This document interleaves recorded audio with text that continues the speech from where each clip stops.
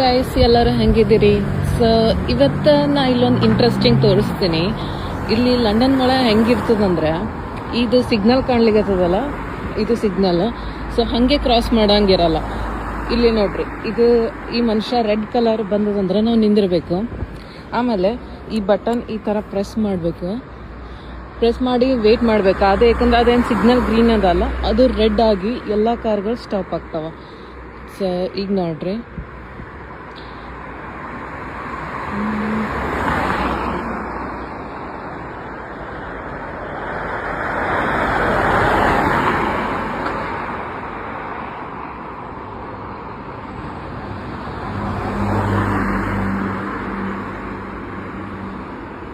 ಈಗ ನೋಡ್ರಿ ಅದು ರೆಡ್ ಆಯಿತು.